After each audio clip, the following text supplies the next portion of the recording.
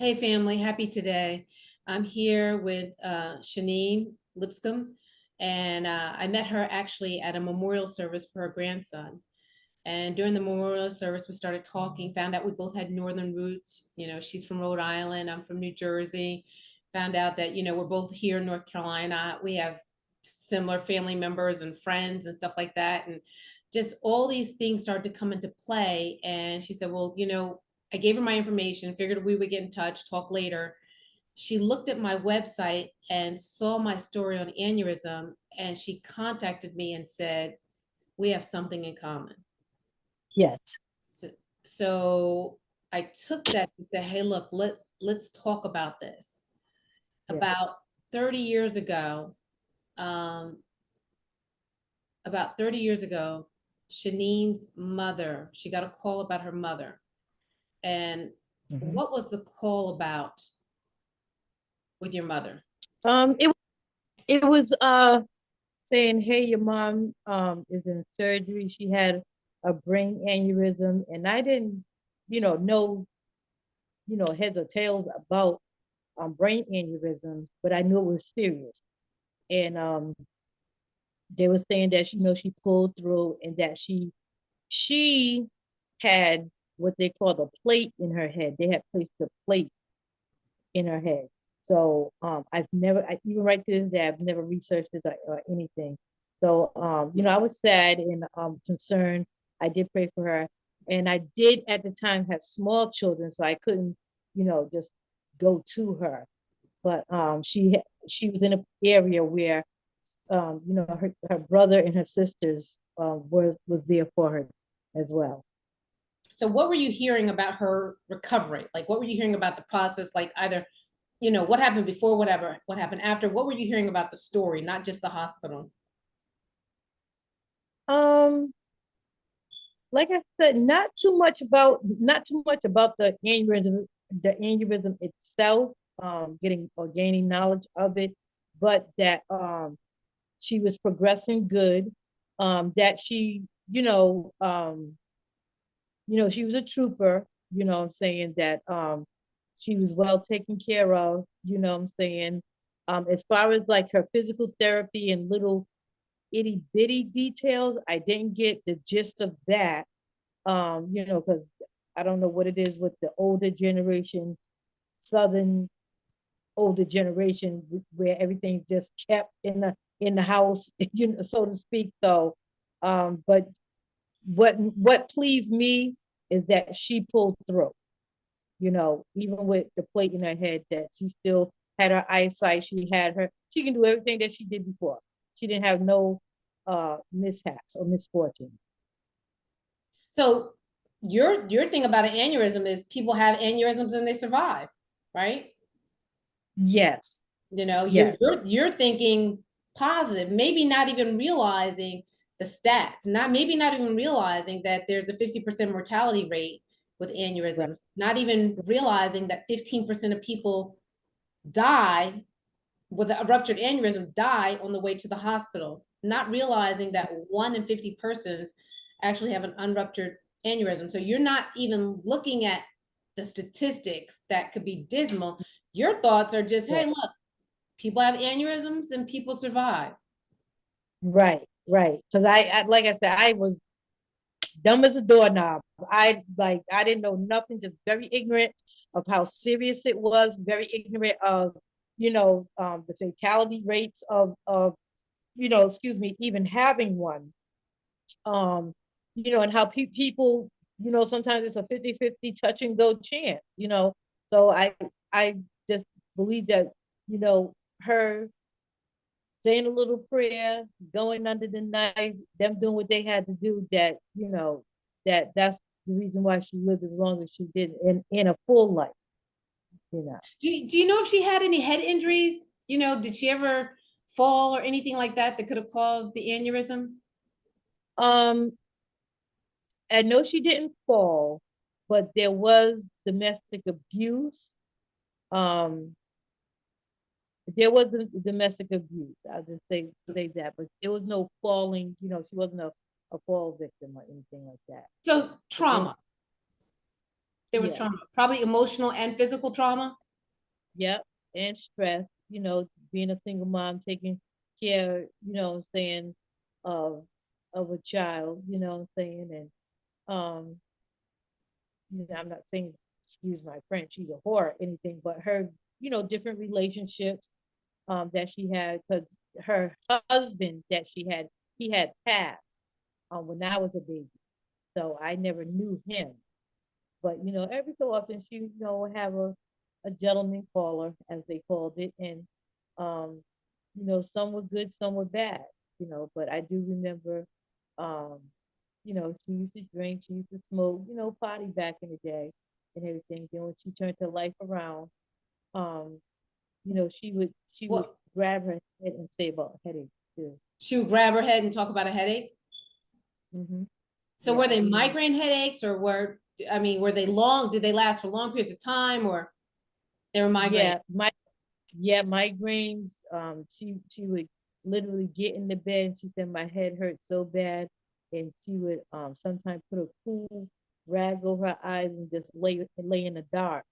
She would try to take a pain pill or something, but that wasn't really working. So yeah, I've seen her do that numerous of times. Did you ever did you ever experience that? Did you ever have those headaches with the ice pack on your head and like, oh my God, I gotta lay down? And did you ever feel anything like that yourself? Not as often as she did, but mine, I believe, came from just a lot of stress. Just Stress. a lot of stress. Yeah. So Just what's a lot of stress or not is right? Like was hers every day and yours was every other day? Was yours once a week? Like how often were you having these her. headaches, feeling stressed? My mother's was like maybe a couple of times throughout the month, whereas mine was ever so often. Like if I had a court date, what I'm saying, I can feel the back of my neck tightening up and my shoulders tightening up, what I'm saying, sometimes even in my lower back. Um, uh, Say if I had to, meet a deadline for the kids for their play or something like that, then it would be in my temples, in my eyes, what I'm saying, and that factor. So But temples right here. yo, yeah, temples right here, they'd be sore, that We're on just your neck. on the back of the nape of my neck, right in the back where your hairline is, all up Uh, and through there, and right there to where your shoulders start, and all of okay. that would be tight. From here All to here. Oh yeah, oh yeah. Okay. And what did it feel like? It was tight, It was just tight, painful, painfully tight, like stiffness, a stiffness. painful if you Yeah, touch it, or painful if you turn your neck. both. It was both. It was painful because even if you went and laid down, it was like you had to lay just right, because it was almost like if you turned the wrong way, it was going to cause it to be worse. So um, putting sometimes trying to stretch that area, I would just sit down and just, hold my head down a little bit to try to like stretch it out, stretch my arms out, you know, sometimes touching my toes or touching my knees just to try to stretch that whole area out. In your And back, in your lower back. yeah, Was it in the yeah. center of your lower back, or the left or the right? Sometimes in the center, and then sometimes either the left or the right. So it just depends. That pain would be anywhere it could find a spot to sit, what I'm saying, until you get yourself loosened up. Did it ever keep you from doing things? Like, did you ever say, look, nah, I'm not going to go out tonight, or nah, I'm not going to do this because my head hurts or my neck hurts? Yeah. Oh yeah. Oh yeah. There was plenty of that. And I just it would just be hurting too bad in my eye socket, like I said, in my temples, sometimes the back of my head, and I just, just be squeezing it and massaging it and squeezing it and massaging it as much as I could or whatever, taking ibuprofen or Tylenol or something like that.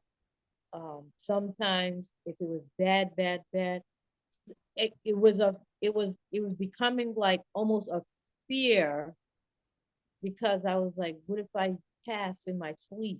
You know what Mm. I'm saying? Like, lay there, but I would watch a movie or watch TV or something like that until it eased up, and then I would go ahead and take my shower and stuff, and go ahead and rest myself. But when it was bad, them bad days, I was scared to go to sleep. Did you ever think it could be an aneurysm No, based on I what didn't you know what it was. experienced with your mom? Right. I wasn't like with her, so I couldn't, like, when I was with her as a kid, Mhm. seeing her go through that, um, neither one of us knew that it would turn into an aneurysm. But when I got, like I said, became a young adult in my early 20s, I had my own kids, and she had moved to Virginia. So that part of her going to the hospital and them telling, diagnosing that and the surgery, I wasn't around her physically, but phone calls and different things like that. When she came back to Rhode Island, she didn't she would say, I have a plate in my head. If I would go to the airport and the checkout where they have magnetic stuff, I can't go through because of she would just say little stuff like that. She didn't have headaches as much. She would still have some headaches, but not as severe, I should say.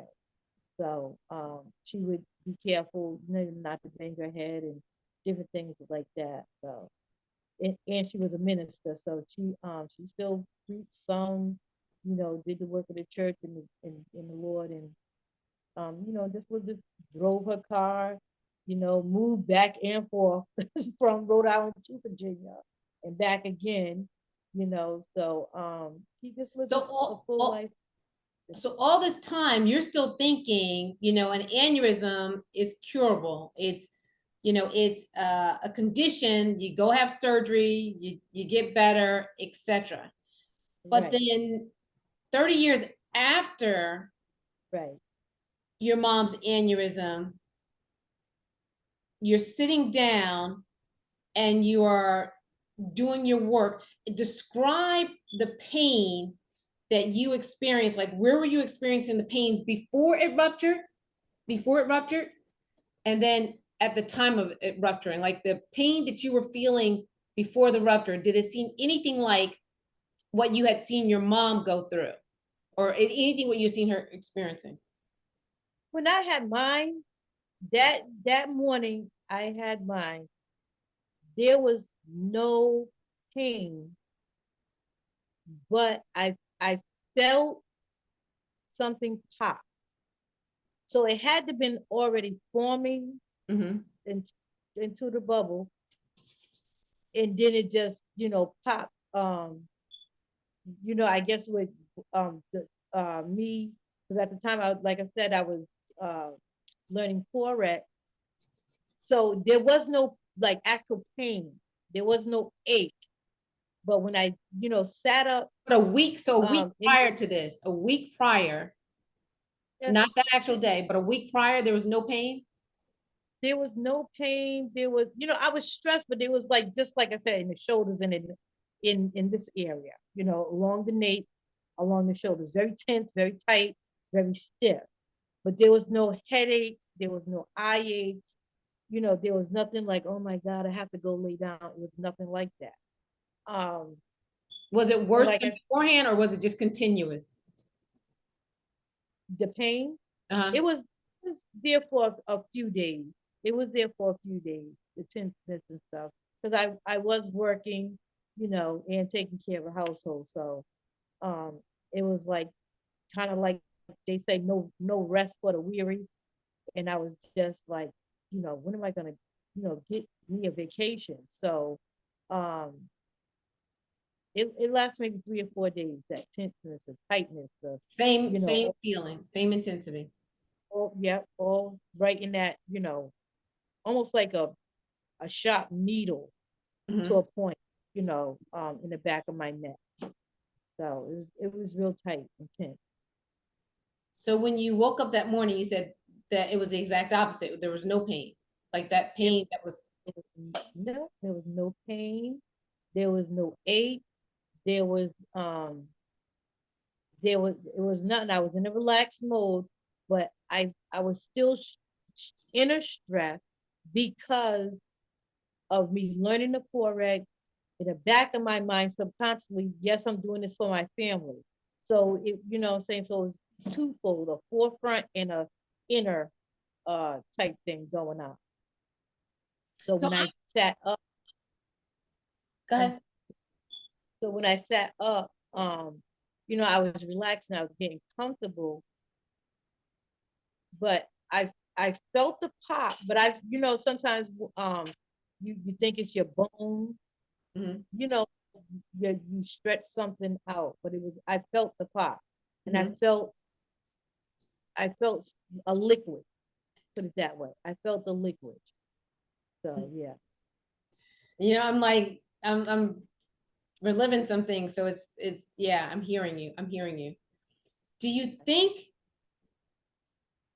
do you think other people could possibly miss it until it ruptures? I mean, they say a lot of the ruptures are, during car accidents and stuff like that. I mean, do you think, based on your experience, do you see how some people could possibly miss it if they didn't go for the exam beforehand?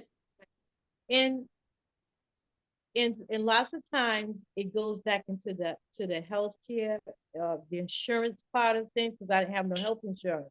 So it was like you maintain your body the best that you can without the health insurance. Had I had health insurance, oh, I would have been at the doctor. You know what I'm saying? I would have went and seen this one, went and seen that one.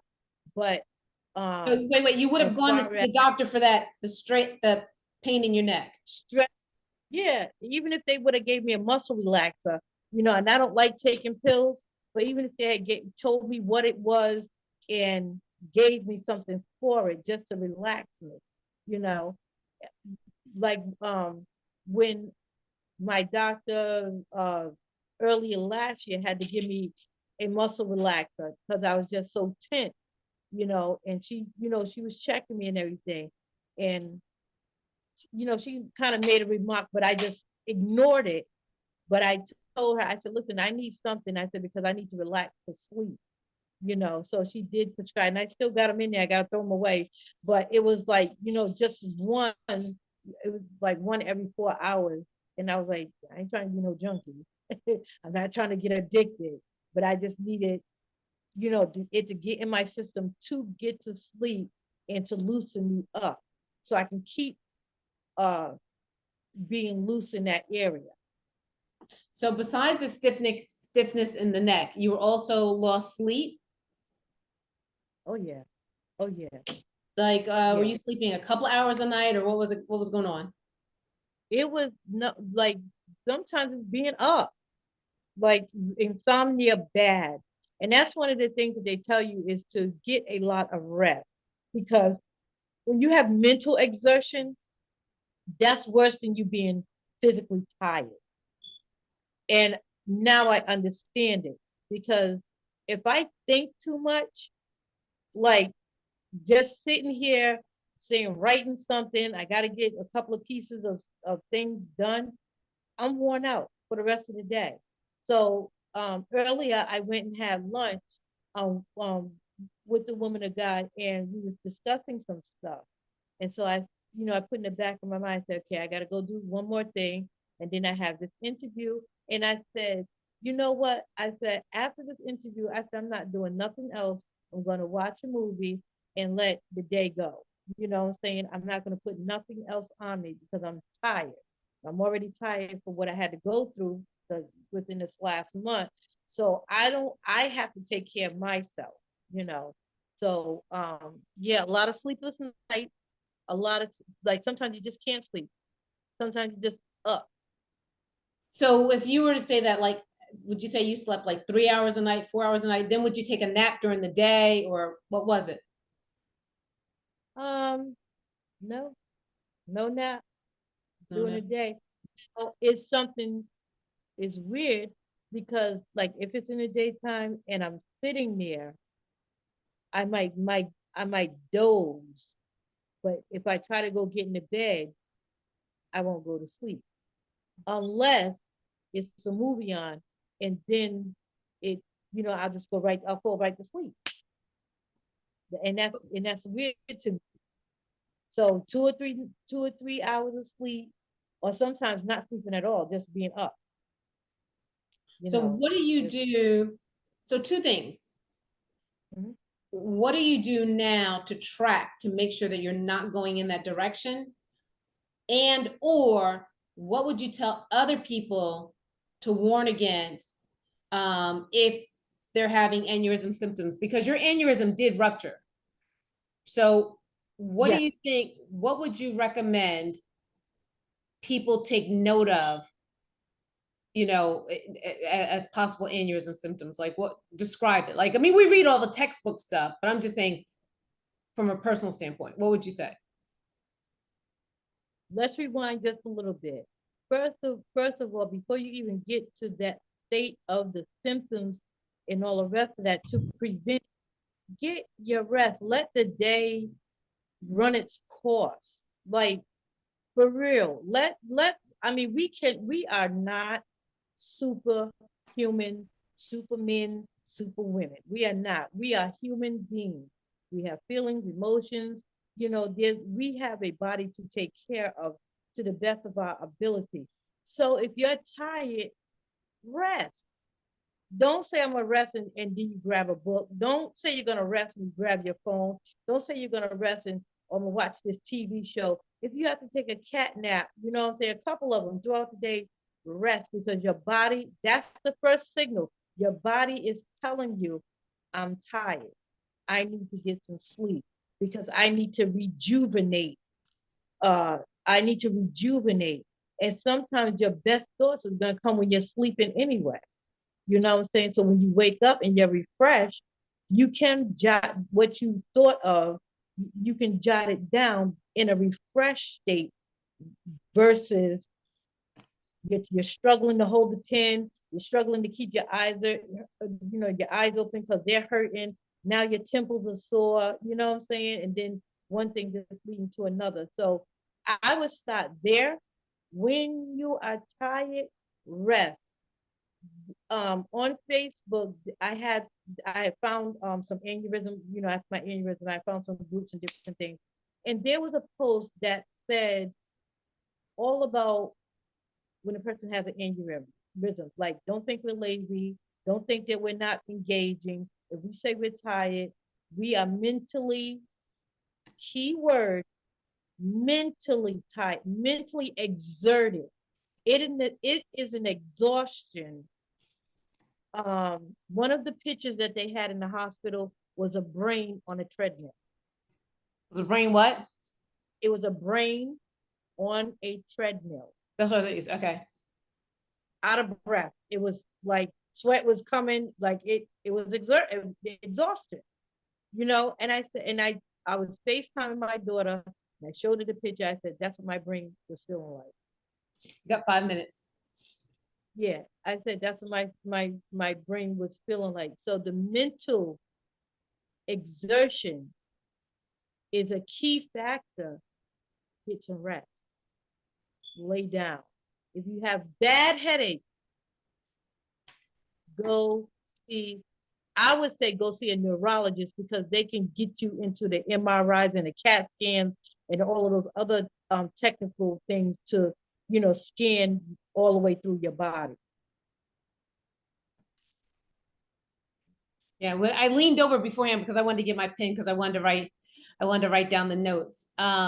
So I think you've given us some very, very powerful insight of things to look for and things to do, just in case if you feel some questionings, and don't ignore signs of a headache. So once again, if you're feeling, headache, blurred vision, stiffness in your neck, a couple things that you can do, which Shaneen has told us about, which is one, first of all, rest. Find a way to rest. If you need to take a cat nap, take a break, whatever, rest. Number two is, once again, refresh yourself. Make sure that you're feeling revived, energized, etc. If you're taking, I guess, a partial nap and you're not feeling refreshed, go back and do a little bit more, something like that. But make sure you come out refreshed, revived, and ready for whatever comes next. The third Without thing the is without the books and cell phones. Don't without the take books nothing. Yeah. without the books and cell phones. And then number three is go beyond the stigma. So the stigma of like, being lazy and all this other kind of stuff. No, it's real. It's real. Your brain is exhausted. Your brain is tired. Your brain needs a rest. It's breathing heavy, just as if you were on a treadmill. So make sure you take out the time to get the rest that you need, and ignore the stigmas of being lazy and that kind of stuff. Go ahead, be lazy, but you'll be alive.